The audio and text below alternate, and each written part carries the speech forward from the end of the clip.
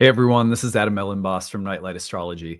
Today we are going to take some time to begin meditating on Jupiter's upcoming move into the sign of Cancer. This is the traditional place of Jupiter's exaltation. So the moon and Jupiter are thought of as co-hosts of the temple of Cancer. We're going to talk about why that is today, and then I'm going to give you 5 images that you can begin to meditate on, given that Jupiter is going to be entering the sign of Cancer in June, just about a month from now. In my opinion, it's really good when a slow moving planet is preparing to change signs that we begin welcoming that planet into our psyche, so to speak. So I'm going to start doing that today, especially since it's a little bit of a slower week astrologically. Also, at the beginning of today's talk, I will outline the Venus sextile to Pluto that is coming through today. I'll give you a few keywords and ideas to think about for that very brief, fast moving transit that's happening today. And then we'll get into Jupiter and Cancer. So that is our agenda for the day. Before we get into it, remember to like and subscribe. If astrology is a part of the spiritual rhythm of your life, then we hope that this will be a place that contributes to your daily spiritual practice with astrology. And if that's the case, make it part of your home base and subscribe to the channel. It helps us grow immensely. We really appreciate it. You can find transcripts of any of these daily talks on my website, which is nightlightastrology.com. As you know, we are in the midst of enrollment season right now. Our new class, Ancient Astrology for the Modern Mystic, the first year class that we have in Ancient Hellenistic Astrology, begins June 22nd. Go to the courses page. If you're absolutely brand new to astrology, like you've had zero education, you may want to try the 10-hour audio video recorded course called Astrology for Beginners. This would be enough to get you set for the first year program. But if you've already got a little bit of a background, you've been studying and listening to astrology for a while now, then check out the first year course. Again, it begins June 22nd. This page will tell you all there is to know about the program. At the end of today's video, there is also an additional informational video tagged on at the end so that you can learn more about everything the program includes. I go through everything in that informational video. At the bottom of this page, you will find the early bird enrollment options. The sale lasts until May 15th, so you have just a little bit longer to save on the cost of the course. And as always, need-based tuition is an option with all of our programs. If you need a little help to make the program happen, click on the Apply Now button for tuition assistance. This allows you to choose your monthly tuition from within a sliding scale. And we do that to make sure that people who might be experiencing some difficulty, you're in between jobs, you're a single parent, you're on disability, you're maybe, struggling from all of the people. A lot of people have lost their jobs recently, so we get it. It's tough out there. If you need a little help, make sure you use that. We want to make sure that nobody's ever priced out of studying a sacred topic like astrology. So all of those options are there for you. The other thing that I want to mention is May's webinar is coming up. If you enjoy today's talk on the astrology of Jupiter in Cancer, which we will be focusing on, then check out the upcoming webinar I'm doing under the live events page. On live talks, you'll see Jupiter exalted in Cancer entering the sanctuary of the goddess, a full 2-hour lecture that I'm giving on that topic, webinar. From May 15th, 7 to 9 p.m. Eastern. If you can't make it live to the webinar, you do receive the recording audio and video afterward to watch on your own time. So those are a few things coming up at Nightlight. I hope to see you there soon. All right, on that note, let's turn our attention to the real-time clock. You can see I finally figured out how to get my little production value monitor showing the Nightlight logos. Pretty stoked about that. But I have to slow down the transition speed of the slides. I'll figure that out later. For now, you get a little bit of a manic display today. Hopefully it's not too distracting. Anyway, all right. It's so cheesy, but it makes me so happy to have that little thing going on. Okay, so let us now take a look at our transit. So today we're going to Today we'll be focused on Jupiter's entrance into Cancer. I'm going to give you 5 images that you can use to start meditating on and sort of welcoming Jupiter into Cancer in June. But before we do that, let's take a look at today's transit. We do have a little sextile. This is May 6th, Tuesday. And as you're listening to this today, Venus in Aries is making a brief little sextile to Pluto in Aquarius. Now, I mentioned this and talked about it a little bit more in yesterday's weekly overview video as well. But let's say a few more things about it. First of all, we have Venus going back through the sign that she began her retrograde in, Aries, at the beginning of March. She's now recovering the same degrees that were covered in the morning star position, in a fire sign, in Mars's sign, with an upcoming trine to Mars. This is a Venus that is very bold and provocative. Morning star Venus in the sign of Aries, very fiery, fierce, kind of warrior goddess energy behind this Venus in Aries. She's inceptional in these early degrees of Aries. It means that she's really bringing forth new things. And when we consider that against the backdrop of March's retrograde, we might say that she's bringing forth new things that have come through a process of personal revision or reflection over the past few months. It's kind of like, you go to a yoga class, let's say, you have some insights that come up for you during a particularly special class. After those insights come up, you got to go and carry those insights into action. She's very action oriented right now. The morning star position grants her that sense of being like a trumpet blaring at dawn. She's in those early degrees of a cardinal fire sign. She's Marsy. She's got a trine to Mars. This means she wants to carry things forward effectively, strongly, directly, action-oriented Venus. But she's coming from having learned something, reflected upon something, gathered some insights over the past couple of months. Remember, all of those insights, because it's Venus, are typically going to constellate around things like love, relationships, sexuality, intimacy, friendships, our social life, the social and pleasurable dimensions of life, creativity, the arts, women, sisters, friends, all things that Venus has done some work on in our lives over the past couple of months. The pleasure principle. What's your relationship to pleasure been like? So all of that being said, Venus is carrying that kind of energy forward, especially all the way through the 9th degree, where she really got started with the retrograde, is around 9 or 10. So she's going to hit that degree, the 9th degree, around May 14th and 15th, where she moves through the degree of the eclipse that we had in Aries, and also through the initial starting point of the retrograde. So between now and the middle of May, Venus is really kind of boldly declaring new ideas and actions that are really rooted in that retrograde. This is a particular point within that process of bringing those insights forward that she hits Pluto in a harmonious sextile. Sextiles are said to be of the nature of Venus, so they harmonize very easily. Connecting with Pluto in Aquarius, I think part of what we could say is that Venus is implementing new ideas, because Pluto in Aquarius has the power of transforming our mindset, the concepts by means of which we live, the ideas that guide and shape the direction of our lives, whether that's professionally, creatively, religiously, socially, culturally, politically, all of those spaces in life that have a social and ideological dimension to them, Pluto's been working on within us. Now, Venus catching a little sextile from Pluto might mean that what she's bringing forth is being informed by that process of transformed ideas that lead or guide the direction of our lives. You could also say that Venus hitting the sextile to Pluto brings things that are subterranean or a little buried or repressed up to the surface, but it's able to do so in a way that's relatively harmonious. You might be just a little bit, you might find it a little bit easier to address things that are a little heavier, weightier, deeper, darker, more difficult. But there may be some hidden value in doing so, such that it makes it a little easier, or there's a bit more of a silver lining by entertaining things that are darker or heavier. Venus sextiling Pluto can also just be about the art, the eroticism, the topics that come up in relationships, just being a little deeper and more taboo or exotic or erotic. Pluto can represent those things that are repressed, that aren't necessarily bad or dark or heavy in any sense, as much as they are repressed, misunderstood things that just need to come out. Well, this is a more harmonious moment for some things to come out that maybe at some other time we would have been more scared to let breathe or see the light of day.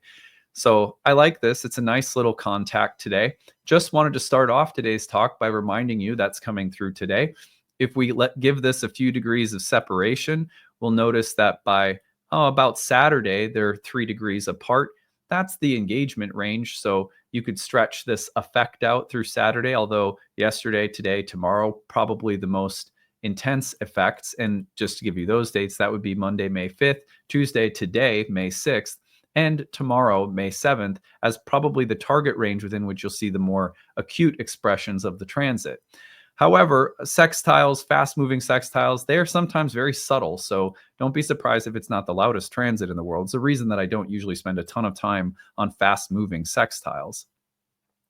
But anyhow, all of that being said, what I'd like to do now is just very briefly introduce you to the timeline of Jupiter moving into Cancer in June. As you know, on my channel, whether it's been Saturn in Aries, Neptune in Aries, Pluto in Aquarius, I like to get out in front of these slow-moving transits and start almost, I consider it almost like we're about to entertain a god or a goddess, an archetype, an archetypal field.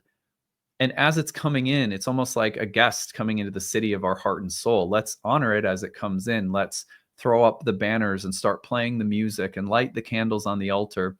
And symbolically, we can do that by simply starting to meditate on the archetypal images that the symbol conveys.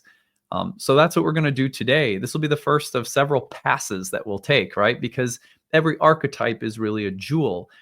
The images that we use get at the heart of what is in the jewel, but it's as though, you know, if you just stared at the jewel itself, the face is like too dark, you can't see the core.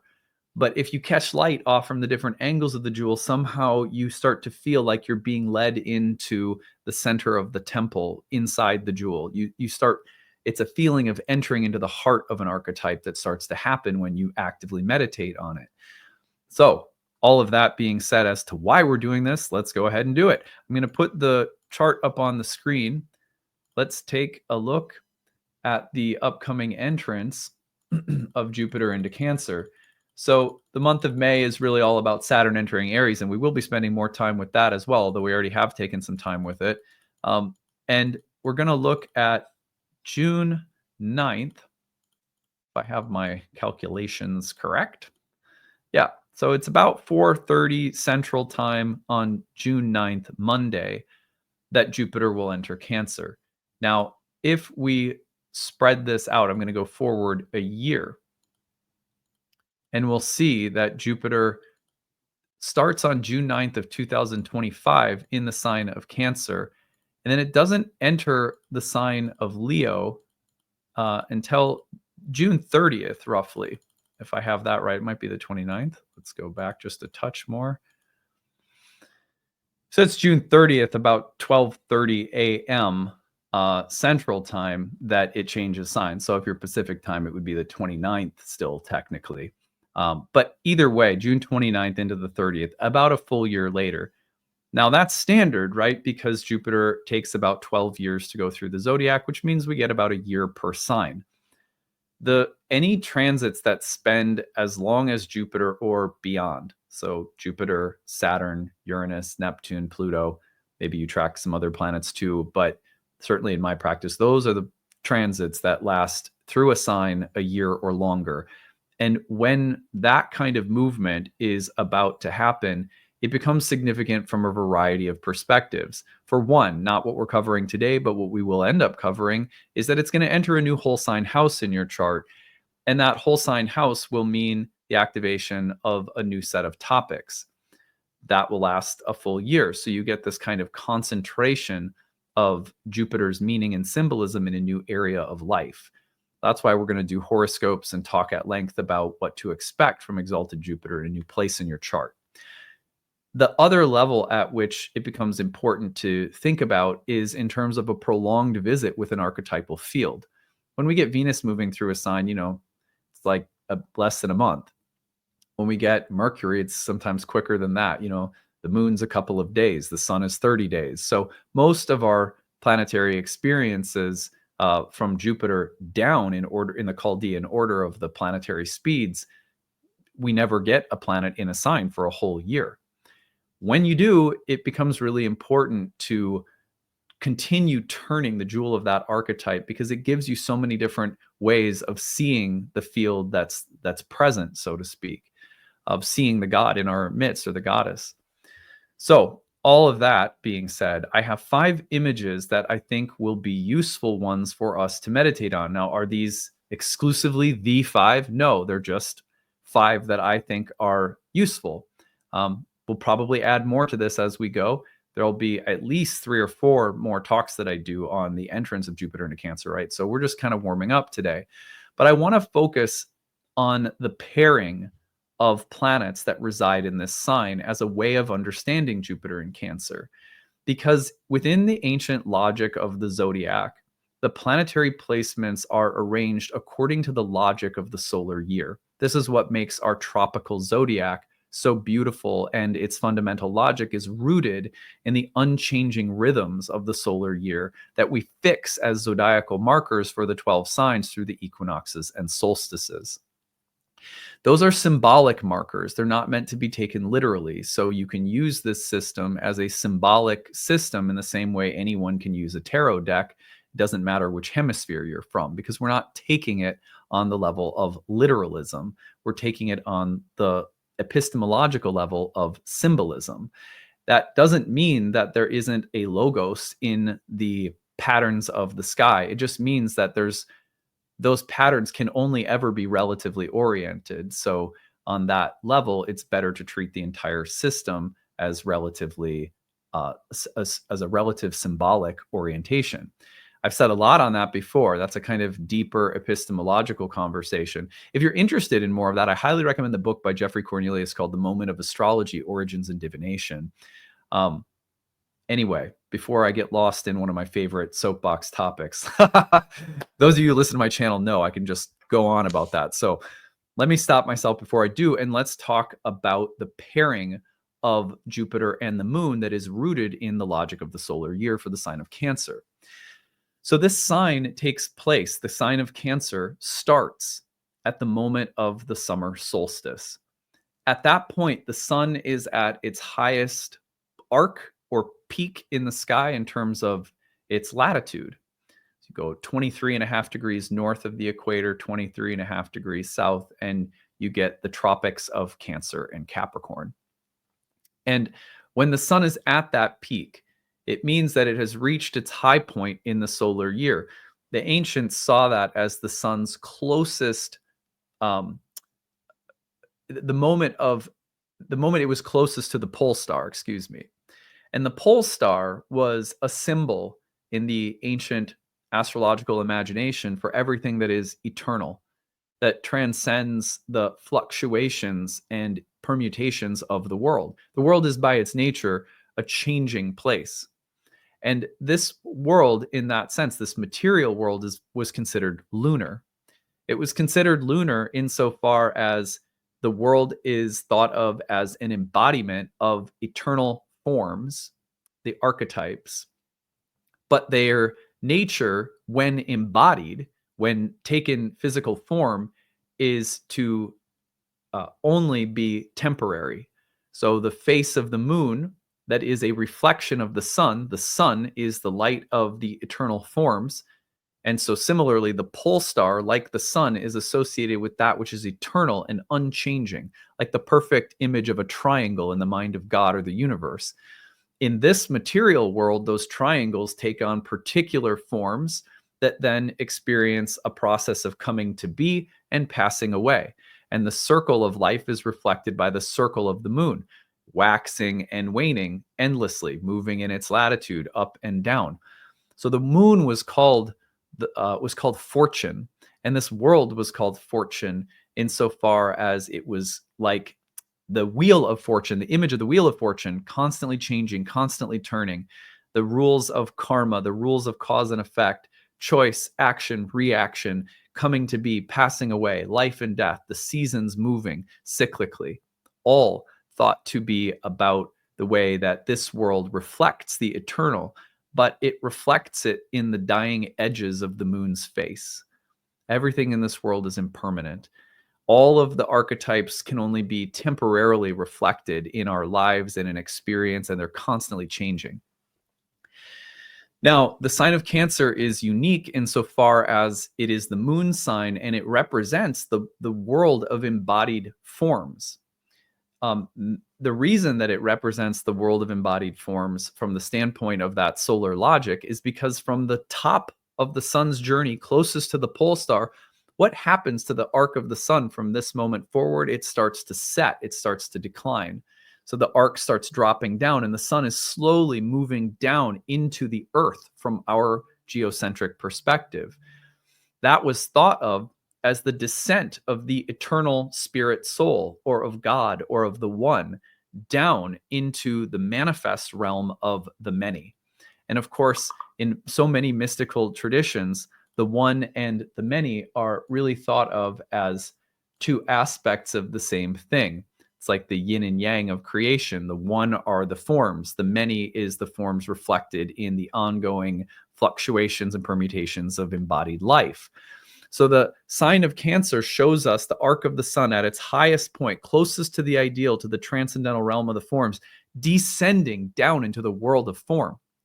Cancer was called the gateway of mankind for this reason. And the moon, not surprisingly, who is the emblem of embodied material life, is the planet given rulership of the sign of Cancer, because this moon represents our mother. It represents embodied life. It represents the midwifing of spirit into matter, one into many. And it represents the many phases and faces of the moon represent the great diversity of life forms that the one inhabits so as to relate to itself. One and many relate to itself in by means of splitting itself and then interrelating itself. This is beautiful, beautiful metaphysics you see repeated in so many ancient mystical schools, especially those that practice astrology. Anyway, the point being that the first level at which we have to understand the sign of Cancer is as the sign of the many, the sign of life, the sign of fortune, the sign of the embodied world, the reality of forms taking on shape in life, right? It's a beautiful sign in that respect that honors and treasures the vulnerability of being alive, but in a mortal frame that will someday die. The need for safety, the vulnerability of that position, the fragility of that position, the care and concern that we foster a feeling of safety, that there's a lot of like subtle survival instincts in this sign. Just like the mother is so protective and caring over the child, the sign is a sign that midwifes life in the cosmos itself. It was put on the ascendant of the Thema Mundi, the mythical chart of the universe that ancient astrologers used, because it was thought of Cancer as the midwife of material creation itself.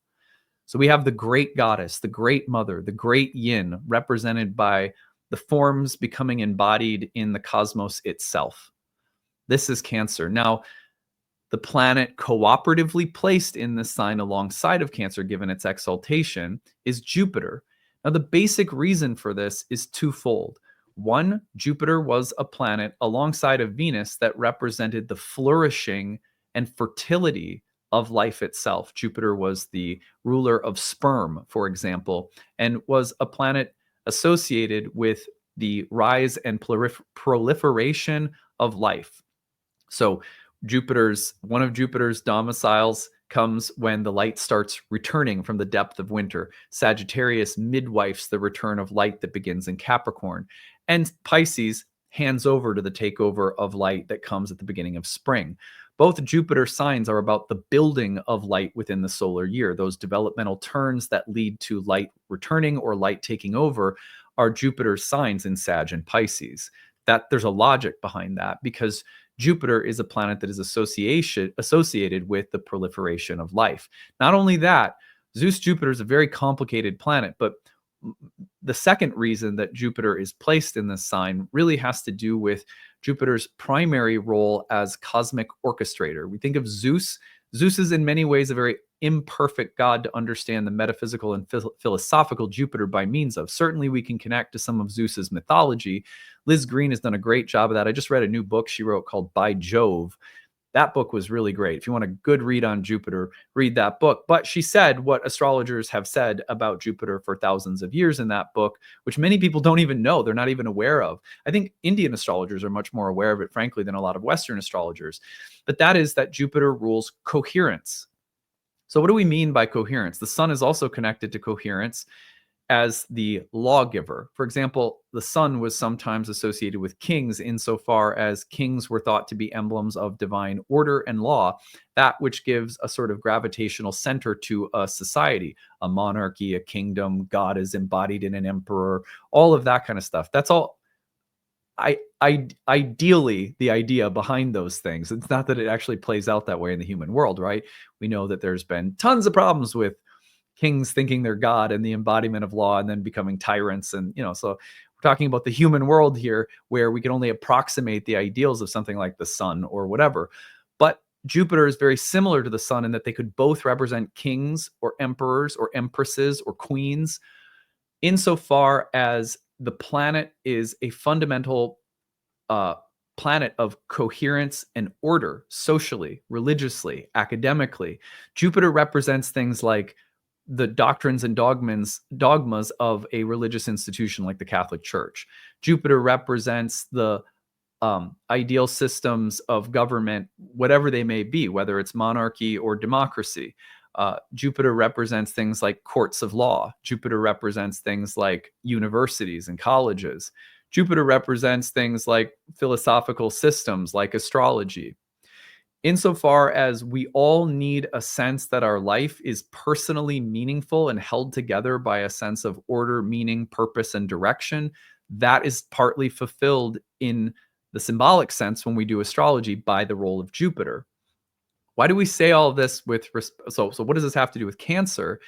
Because Cancer is the sign of life. One of the things that life needs in order for it to not just be a bowl of teeming chaos, and not that there isn't a very beautiful chaotic dimension to life, there is, but there comes with for the one to become many and to become meaningfully differentiated, meaningfully, meaning that the parts can meaningfully relate to one another and connect in ways that are coherent and beautiful and aesthetically pleasing, that there has to be a principle of order that is capable of allowing everything to be cohesive, so that unity presides within diversity, that there is some sense in which we're all one even though we're many, that there is some way in which meaning can be established even though there is a sense of chaos that's present in so much life and diversity.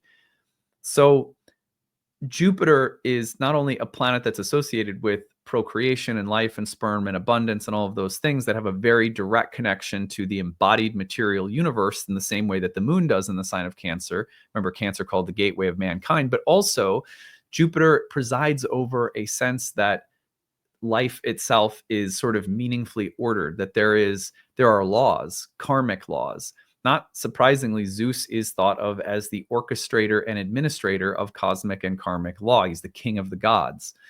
Now, again, you don't have to, Zeus is one of many mythic figures that we can use, and many of them could be feminine. So don't get me wrong here. I'm not trying to say that this all needs to be understood in some patriarchal way or, something like that. But it's important because for us humans, there are two things that we really need for life to feel good. If I had to boil it down to the most two basic things, you can find them in the rulers of Cancer.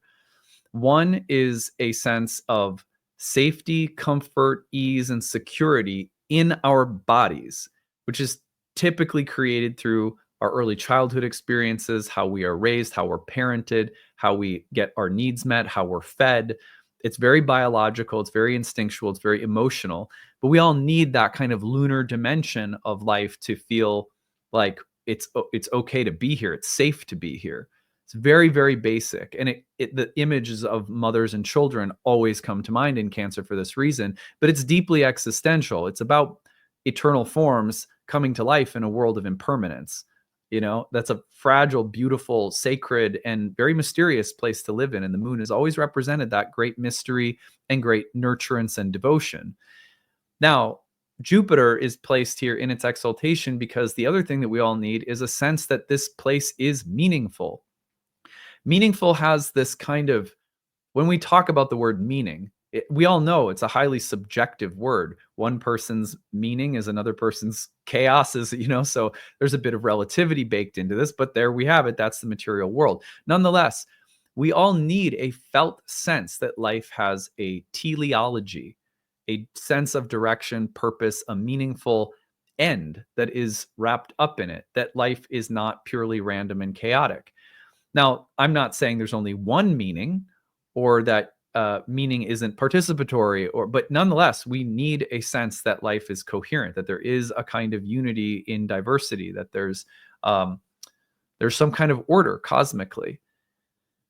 We need that felt sense, which is this higher and somewhat more abstract nous. It's like it's a gnosis. There's a sense of knowing, and I think that we provide that for our kids through things like ritual, through things like traditions and customs. They could be very communal and cultural, they could be religious, they could be educational, but there's a way we introduce children to life and the respect for life and the way of life, the Tao. We there's this way that's there, right? So Jupiter represents that this is the second fundamental thing that's needed for life in the cosmos to exist. So we put these two planets together in this sign as a way of talking about the necessary ingredients for life itself. So with that philosophically in mind, let's talk about these next images, which I think get at not just Jupiter in Cancer, because you have to remember that Jupiter in Cancer is exalted in a temple in which it shares its duties, so to speak, with the moon. So whenever you think about a planet in its exaltation, you're like Venus in Pisces, you have to think about Jupiter alongside of Venus's exaltation in that sign, because it's really not about one planet when a planet is exalted. It's about understanding its pairing with the secondary planet. So Jupiter and the moon, images to meditate on for this upcoming transit. The first one has to do with building a nest. Now, what I did to get these images, I just want to take you behind the curtain. I looked back at the last time that Jupiter was in Cancer. So I want to take you back there really briefly so that you could do the exact same thing, because you may find that the images that come to your mind are very different from the ones that come to my mind. And I'm going to tell you exactly why I think building a nest is a really good one, but I'm also going to tell you exactly why I chose it, because it has to do with what was happening in my life the last time Jupiter was in Cancer. So let's pull up the real-time clock again, and let's go into Jupiter's entrance into Cancer in June of 2013. Take this forward about a year to June of 2014. Again, enters Leo in about July of 2014. So you could say June of 2013 to about July of 2014. So the reason I use the image of building a nest to begin with is that during that period of time, I proposed to my wife. We got our first dog, which was like our first little life form. And we were planning our wedding. During that period of time, I also had a really intense Pluto transit. My parents ended up getting divorced. And then by the end of it, we were just about ready to get married, and we're in the process of starting to save up for a down payment on a home. Just after this happened, we got pregnant, so that phase, that year, was really about the beginning building process of marriage, home, and family in my life. It also happened to come on the heels of a metaphorical death in the family with my parents getting divorced. Nonetheless, that was Pluto on my moon during that time, right? So you can see how that was affecting it. Not saying Jupiter in Cancer will bring that, but Jupiter in Cancer during that year, we get a dog, we get engaged, we plan our wedding, we start saving for a home, we start planning pregnancy, all of it. So when I say building a nest, I think about that period of time in my life and how much was going into the building of cohesion, meaning, and purpose within a very lunar framework: home, family, living environment. And you may find that in the year ahead, building a nest is a metaphorical image that is really apt. You might be building it out in terms of changes within your existing home, or getting married, or having a family, or moving in with someone, or relocating, or things happening within your family. Your sister's getting married. But you may notice the need to create a richer, more coherent, diverse, substantive framework for the living of your life that feels more emotionally supportive, that feels safer, that feels more satisfying, that feels more joined in meaning with other beings. There's a sense that the order of Jupiter in Cancer is not so highfalutin and ideological that it discounts the biological. The kind of order that Jupiter in Cancer brings is so instinctual, so basic, so honoring of our bodies and our embodied life. So think about building a nest as an image in a particular area of your life that may be developed. I mean, that image could literally be taking place in your workplace, you know? The next one that comes to my mind is breastfeeding. I think that this is an image that would become a lot more noticeable for me the next year, you know, after my wife gave birth in 2015 to our first daughter. Uh, but nonetheless, when I think about the image of breastfeeding as a metaphor, what I think about is the kind of nourishment that can't be replaced with just about anything else. I mean, think about it. Even formula or bottles or pumping or whatever, any way that women, you know, feed their child, the image is that of a kind of sweet, soft, fluid nectar that little children need before they can eat anything solid, you know? It's like there's this liquid gold, and I think that, like, I'm noticing, for example, we just brought home a puppy, and his name's Thor. He's a really sweet little Cane Corso. We have an English Mastiff, so we're gonna have two big dogs in the house. But he's just so handsome. We're all in love with him right now. Anyway, but you know, we've noticed he's about 12 weeks old, which is, I guess, you know, a pretty good time to take a dog home from the breeder. And at 12 weeks, you know, you notice that he's still, you can see it at moments where he's trying to figure out if he can breastfeed our older dog Hilda. Like, he tried to breastfeed her. It was pretty cute. She punched him. But anyway, I'm messing around. The image of breastfeeding to me metaphorically has to do with how do we nourish ourselves? How do we care for ourselves? Something that happened for me during that 2013 June to 14, I began resistance training. I began weight training. That has been quite a journey for me. I mean, a lot of people know that it really took, I took a huge shift in my life with regard to how I look and appear and my physical frame, because I got even more sort of into the hobby of bodybuilding the past 3 or 4 years. But anyway, that was when it all began for me, though. Physical exercise. I did yoga, of course, all the time. Hot yoga. We owned a yoga studio. So, I mean, yoga was part of my life, but resistance training and cardio, and a shift in my diet to whole foods, really cutting out a lot of anything processed. And it was always like I was trending in the direction of healthier, cleaner eating for a long time. But this was the Jupiter in Cancer year, was a year in which both my wife and I started cooking at home a lot more rather than picking things up as we went, because we were really busy. We started working out together. We got in really good shape for our honeymoon, you know. And so it was a year where the prioritization of self-care became a lot more important. And I noticed it. I now recognize that that form of self-care, and I'm a Cancer sun, so I can say this without shame, is like, it's like a kind of gold. It's like breast milk. There are certain things we have to do for ourselves. We have to be so gentle to ourselves, so devoted to our self-care, softly, gently, not being like all self-absorbed in our self-care, but being tender and devoted to the care of our own physical, mental, spiritual temples, so that thought can carry over into our relationships, because there is a way in which we're not, the self-care gospel is like you, yourself, and you. But I think that's pretty foreign to a lot of the way that people have operated spiritually and emotionally for thousands of years on our planet, where, yes, you have to take care of yourself. Yes, you have to be independent. You can't lean on other people so much that you become codependent or needy or a drag, that people feel like they have to constantly take care of you because you can't take care of yourself. On the other hand, life is meant to be cooperatively lived. We are meant to nurse and nurture each other, to midwife each other's experience.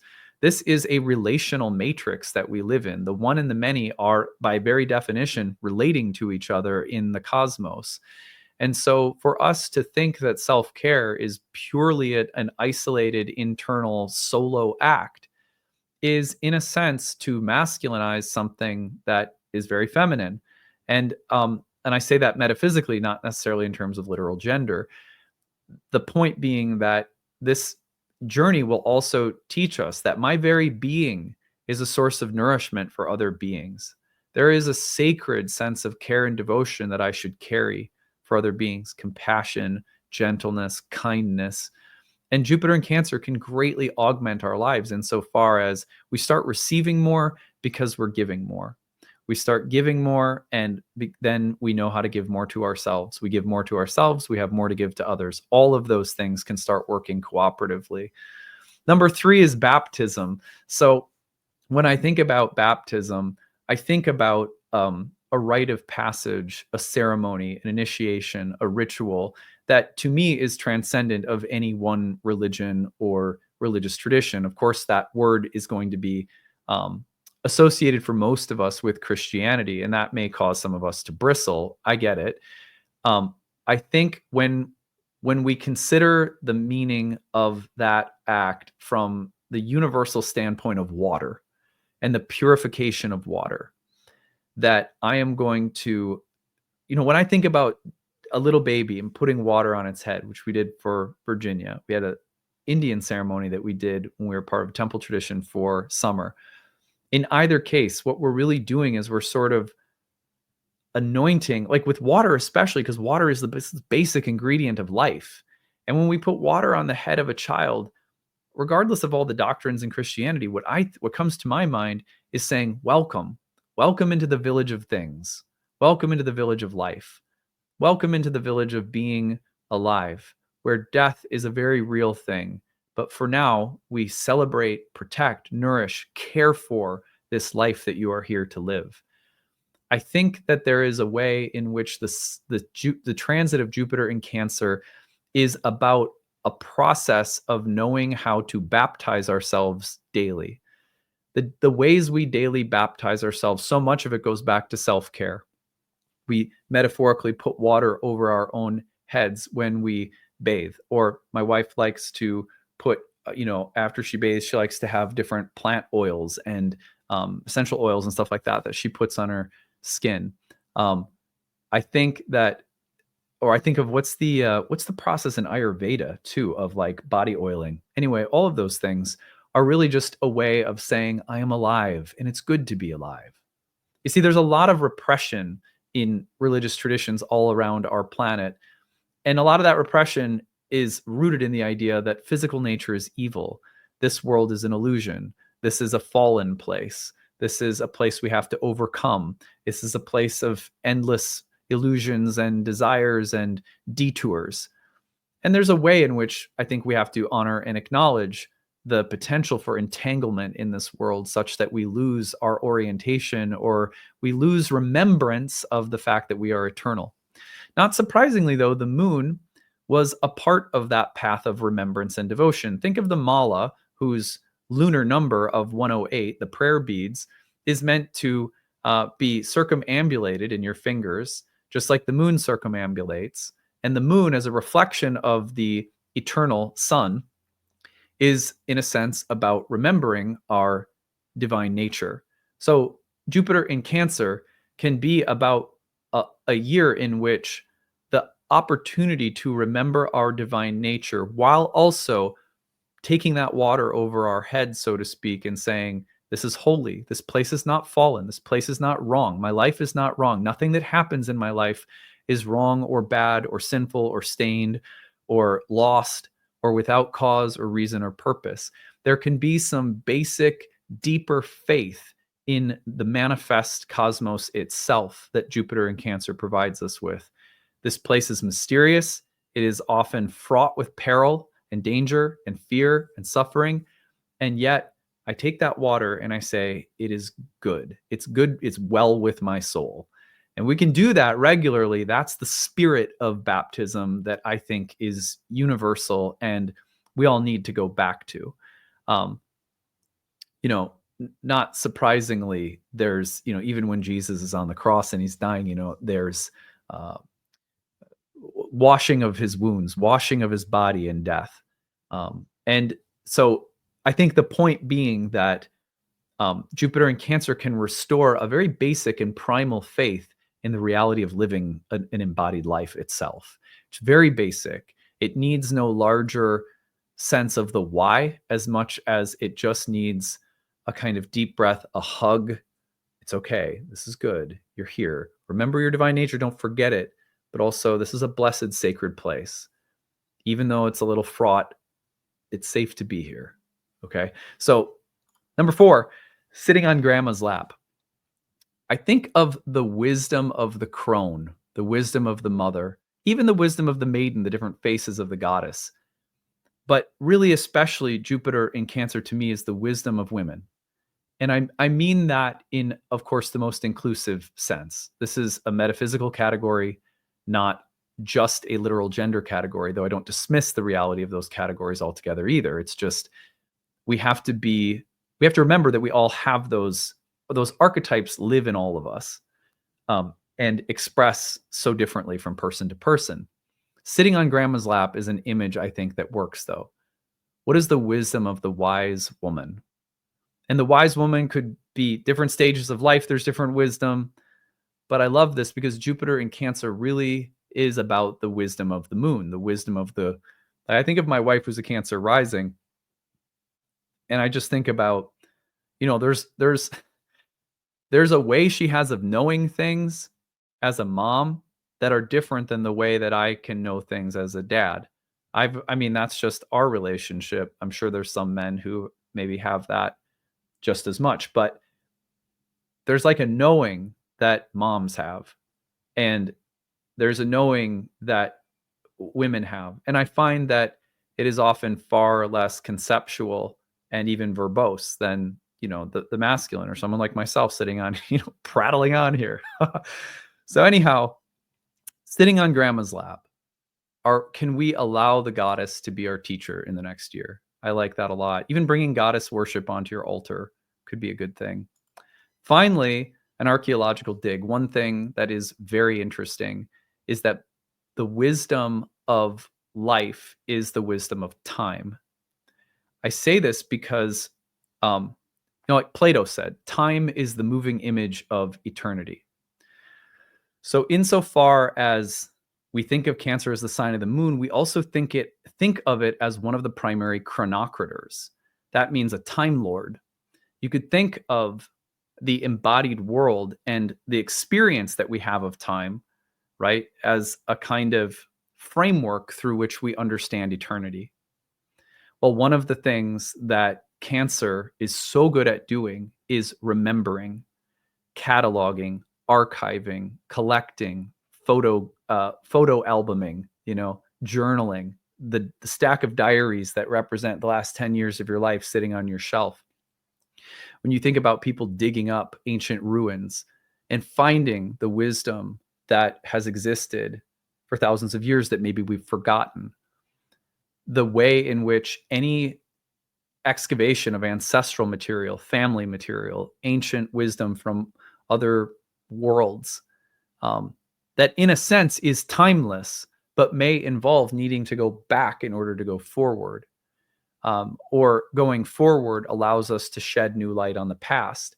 So plays throughout the excavation of time become really important because the moon was, along with the sun, the primary chronocrator of the entire zodiac. Why do we have 12 signs?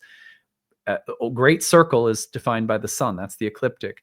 The great circle, broken into 12 30-degree portions rooted in the solstices and equinoxes, is attributed to the 12 lunation cycles and changed, rounded off. It's a rounded number. So that 12 signs of the zodiac are thought of as the 12 lunations of the year.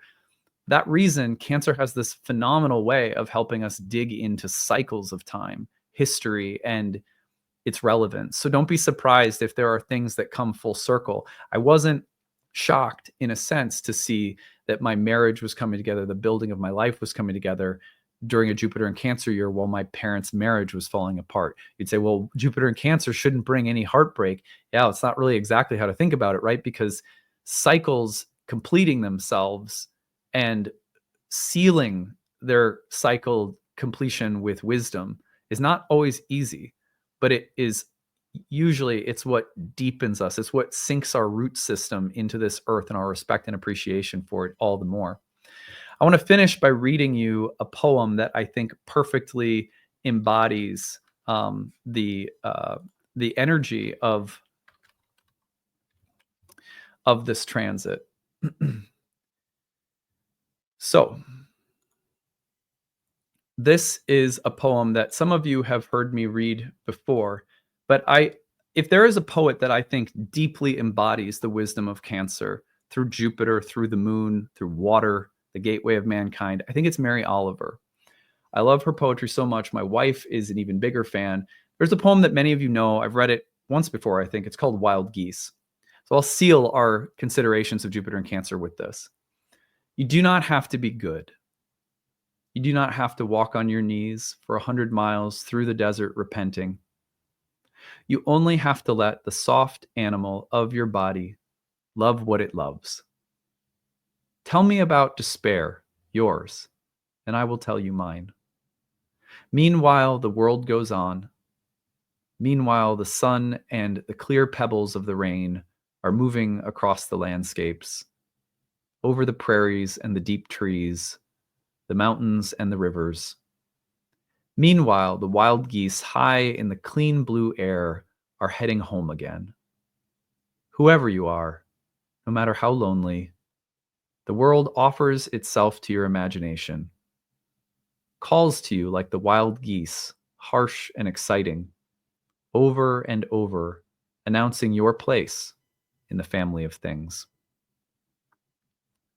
I'll leave it on that note, and if you stick around next, you can hear more about the upcoming program, Ancient Astrology for the Modern Mystic, which begins in June.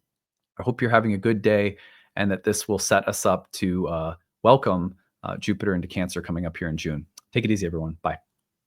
Hey everyone, thanks for sticking around. I'm excited to tell you about our upcoming program, Ancient Astrology for the Modern Mystic. It is our first-year course in Hellenistic astrology that begins at the end of June. June 22nd is our starting date. I'm going to take you over to the course page to tell you more about the program and what you will learn while you are in it.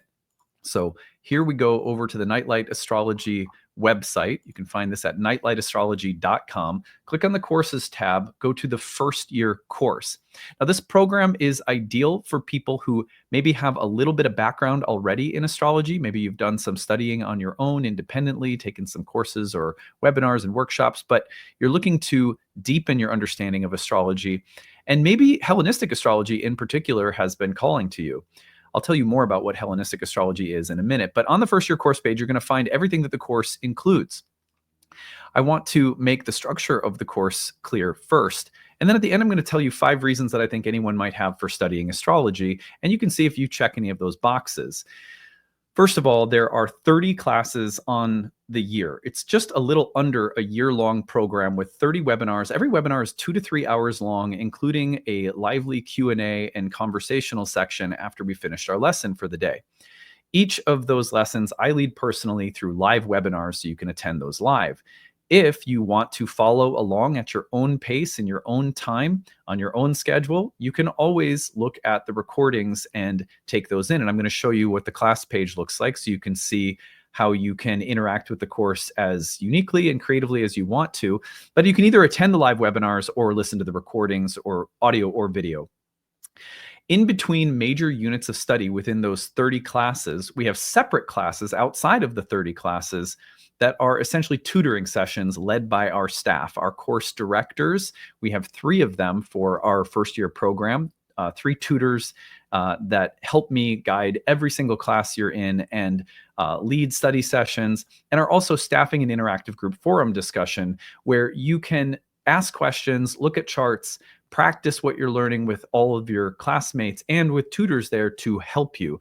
They'll always answer questions within a business day. So it's a really well-staffed, well-structured program.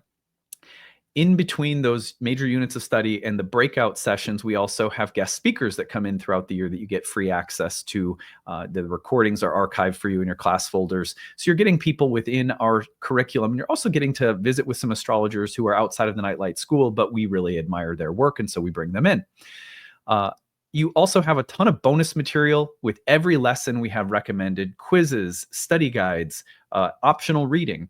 And that allows people who are really, really, intense, deep, like studious types to go as far as you want to with the material, while other people who are maybe, content to take things in at, just kind of taking in the classes, that's there for you too. So you can kind of go as deeply as you want to.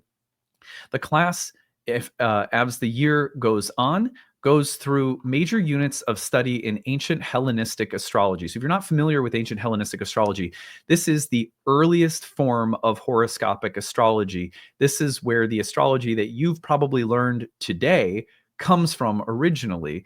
And that makes some of its features unique. Like, for example, ancient astrologers utilized whole sign houses. We study why they used whole sign houses, how they used them, and we study the why behind really everything: houses, signs, planets, aspects, dignities, essential and accidental dignities, delineation approaches. How do you read and predict within a natal chart? All of those theoretical areas of astrology, we not only learn how to do, but we learn the why behind it.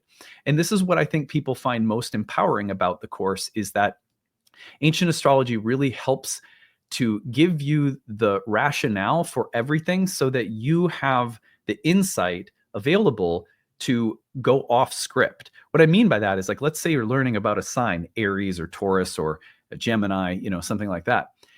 Ancient astrology won't just give you a list of the adjectives or keywords or descriptions of, say, a sign or a planet. It will give you an underlying philosophical explanation that then allows you to extrapolate from it the kinds of lists that you read in textbooks, which means you'll have an understanding of why everything on a list in a textbook is there in the first place. And you'll also have the insight and creativity available to add things to the list that are a part of your own unique intuition and contribution to astrology. And this is what ancient astrologers wanted students of astrology to learn: the why behind everything.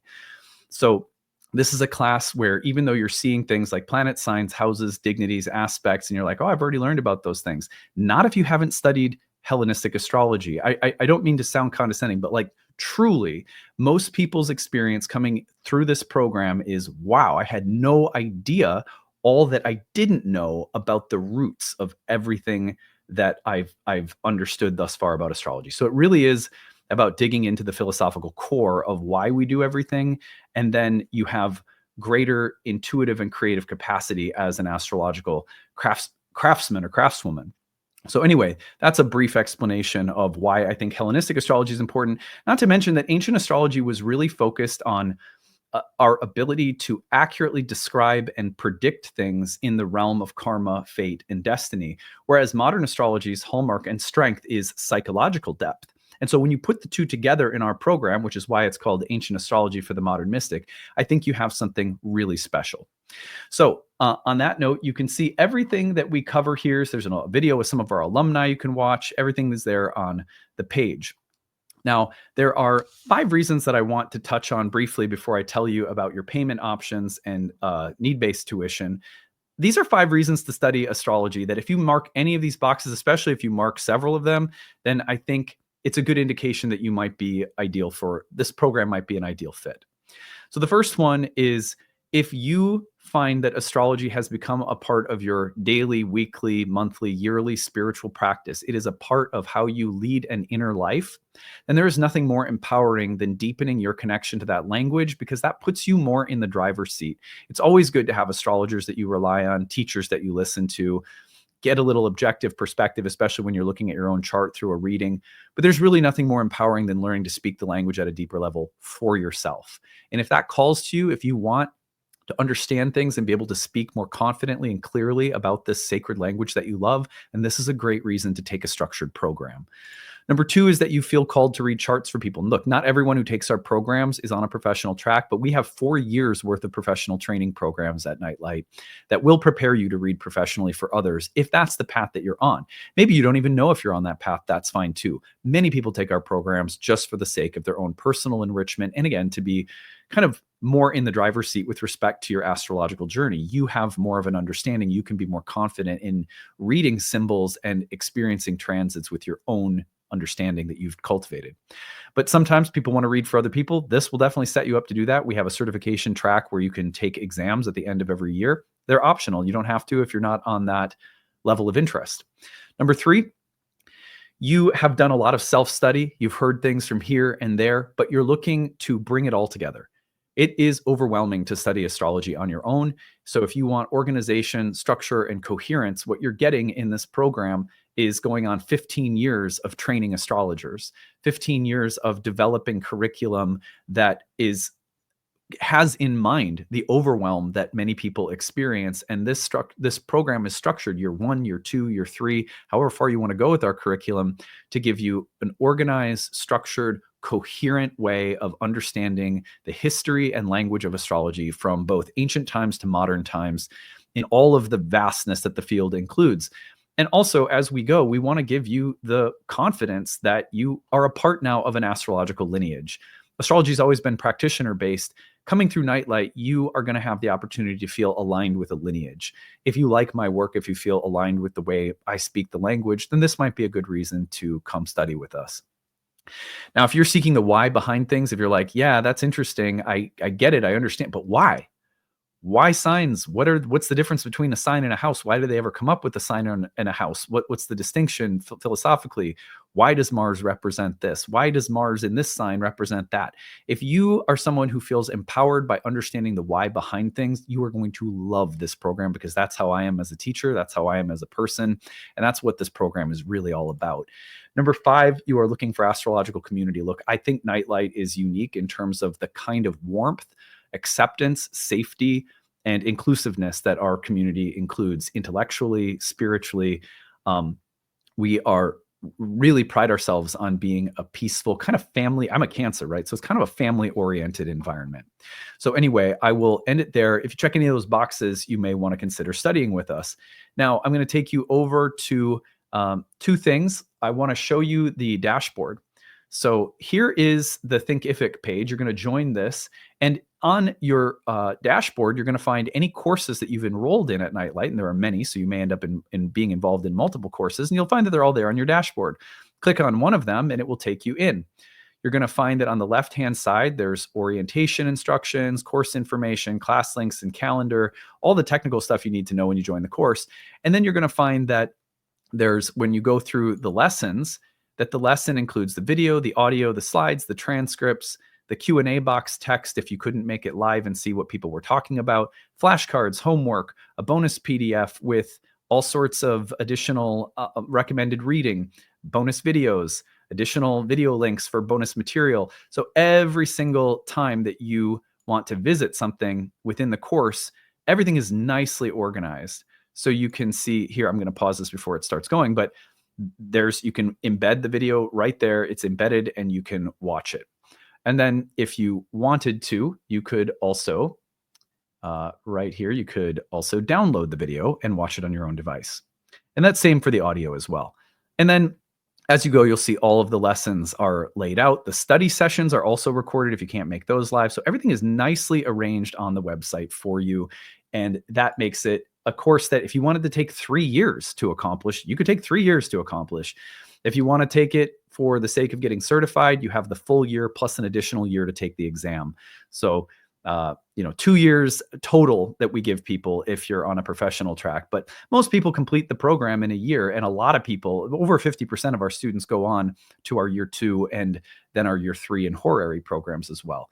Now, final thing I'm going to show you is right here. You're going to find Here is the enrollment options at the bottom of the first year course page. Again, this is at nightlightastrology.com, and you're going to click on the first year course, go to the bottom. The early bird payment saves you several $100s off the cost of the course. That's available till May 15th.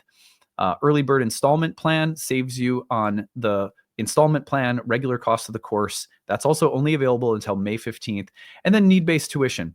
All of our programs include a need-based option where we give you a sliding scale and we say you pick your monthly tuition number within this sliding scale, which is greatly reduced off the normal tuition price. That is for people who are on a fixed or limited income, receiving disabilities, single mom, whatever the case might be. We want to make sure that nobody's priced out of studying astrology. So you don't have to feel any shame. If that is you, if you need help, if you want to take this, but you need to make it work within a tight budget, we get it. Times are tough right now. We don't think people should be priced out of studying a sacred subject like astrology. So we've been offering need-based pricing for 15 years. Nightlight is a donation-based school. It started that way. We have a sliding scale, so it's kind of like donation. You get to choose your rate anyhow. So if that's something that will help you, please use it. Thank you for listening to this. I hope it gave you a really deep and comprehensive introduction to what the course is all about and why you might find it exciting to come study with us starting at the end of June. So any questions you have about the program as you're visiting the course, email us, info@nightlightastrology.com. We'll be glad to talk about anything that you have questions about. We are here and we have a wonderful staff of people at Nightlight who will be a part of your learning experience and are all glad to help you. All right, that's it. We'll see you again later. Bye.